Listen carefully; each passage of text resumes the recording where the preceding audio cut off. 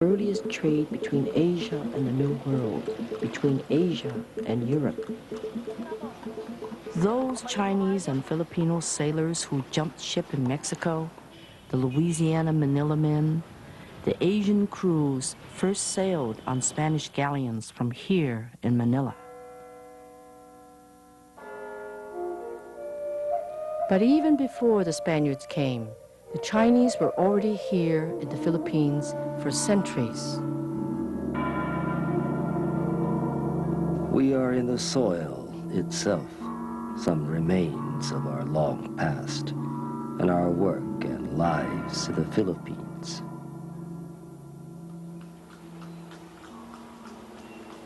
The Philippines became the meeting ground where several peoples mixed.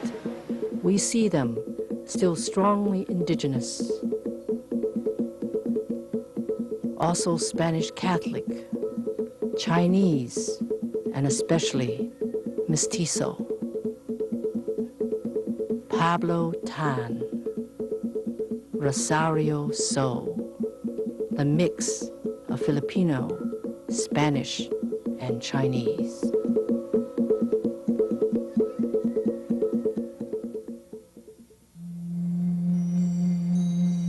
When the Spaniards arrived in the Philippines, we Chinese experienced something here we would encounter again later in the American West.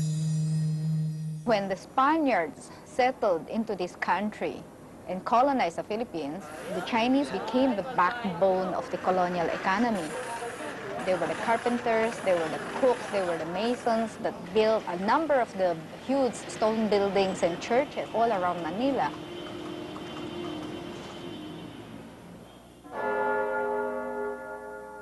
But as much as the Spaniards needed us, they also became suspicious and afraid of our growing numbers. Sometimes it was one Spaniard to 1,000 Chinese. So the Spaniards segregated us in special Chinese quarters with a high wall and required travel permits so that we could not come and go freely. Always they feared uprisings from the natives. Somehow they thought we Chinese would be the ones most likely to lead an insurrection. So they pointed their array of cannons at us in the Chinese quarters. In several incidents in the history of the Spanish and Chinese relationship, there were big massacres that wiped out the entire Chinese population. The two big ones were 1603 and 1639, when almost 25,000 out of the 30,000 Chinese were all wiped out. The economy came to a standstill. No one else could provide the services, so the Spaniards called us back. We came back because we are also Filipino, and this was our home. Still, we wonder why it is that years later, in the American West, we experienced this again. Chinese economically needed, used, envied and feared, blamed and expelled. The Chinese who stayed became part of the rich Manila-Acapulco trade. This trade, where the Spaniards had forged a link between the Philippines and their colony, Mexico, in the New World, and Spanish galleons carrying Asian goods and men, could then extend all of Asia to the Americas and Europe.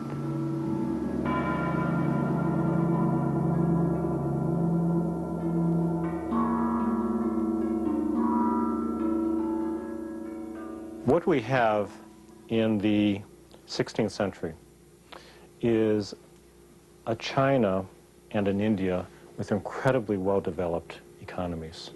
And they are making items for export that go around the world.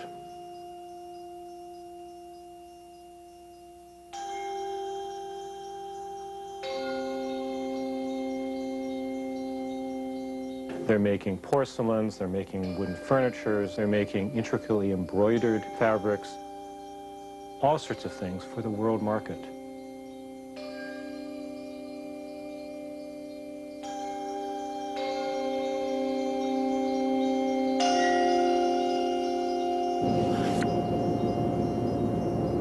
This is the study storage for Chinese export porcelain. So, this is a place where they keep the goods our craftsmen made. The plate that you're looking at here is made for the Dutch market. You can see all the Dutch galleons with those flags. And the galleons, of course, are in Cape Town, South Africa, which was a sort of major watering spot for the east-west trade coming from the Atlantic to China or returning. And the one next to it, made for the Italian market, with the family's arms in the center, all supported by a sauvage.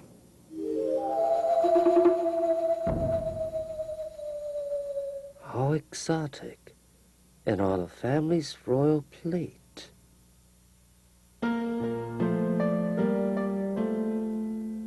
And the Americans wanted eagles and shields, something to mark their pride in their new republic.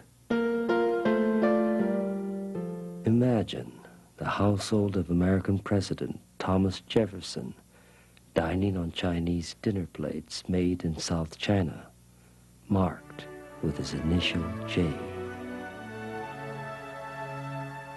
George Washington. A Chinese craftsman has expertly copied his likeness in life, and then again, following his death, copied and borne to the heavens by angels. He does not know exactly who George Washington is, but our officials knew. We took note of George Washington because he defeated the mighty British and made a new country, yet did not make himself emperor, something not common in history. Wealth is thought to be developed really through trade at this time, not through industrialization. This is before the Industrial Revolution in the United States. So it's the merchants who think that they're going to be able to build up the wealth of this country. At this early time, we have Asia being wealthy, the United States being terribly poor, a very weak nation. So that the China trade was absolutely key in the very early years of this new nation in helping to build up some of its strength. This is a very rare mezzotint of Haokua, a whooping chin. It was unusual, of course, for a living Chinese to have his portrait painted in oil.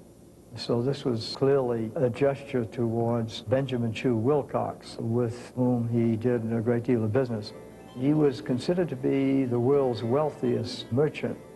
His teas were known around the world. Haokua befriended American traders who had come to Canton. Among them was John Murray Forbes, who acted as Haokua's scribe, and Haokua treated him like his son. In 1836, after a few years in Canton, Forbes was ready to go back home. Haokua gave him $500,000 in Mexican silver and asked him to invest that money in the US. Forbes asked him, "What shall I invest this money in?" Haokua said, "My son, why not the railroads?"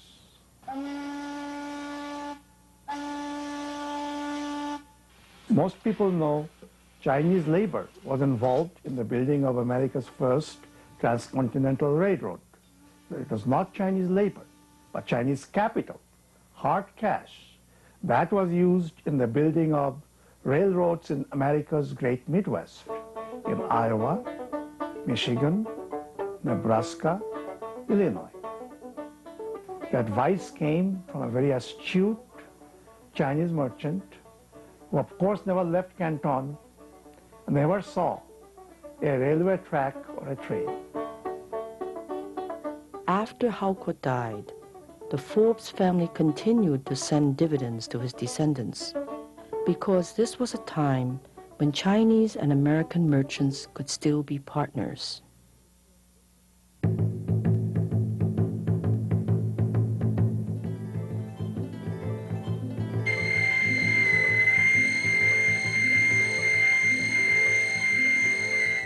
Tea had become, by the middle of the 18th century, a national drink in England, not only among the upper classes, but also among the common masses.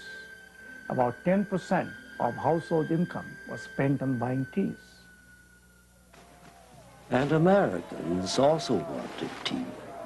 At your Boston Tea Party, the cargo dumped overboard into Boston Harbor to protest British control was tea from China.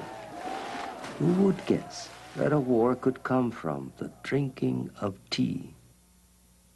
Of course, this tea had to be paid for, not in commodities, but in hard cash, in bullion, in Mexican silver dollar. Instead of paying, Europeans just wanted to exchange their goods with China. But there was little that China required or wanted.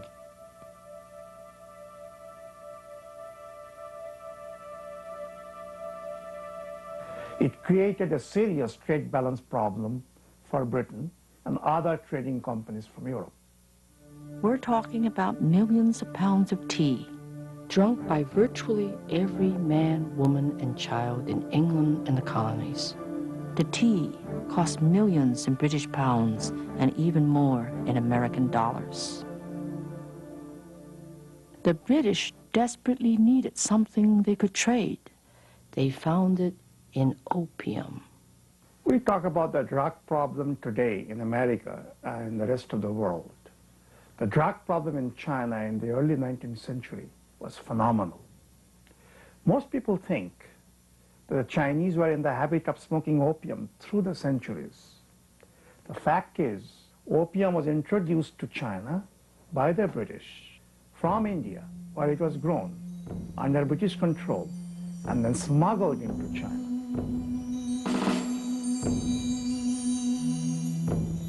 Americans were only second to the British in terms of pushing opium to China. Great family fortunes were made from opium trade. They read like who's who in America. The Cushings, the Cabot family, Delano, as in Franklin Delano Roosevelt, Perkins, as in the Perkins Hall at Harvard. Today in China, the story of the opium trade and the resulting opium wars with England, America, and the Western powers is told at a museum. It is built on the site where the Chinese destroyed the opium seized from Western traders.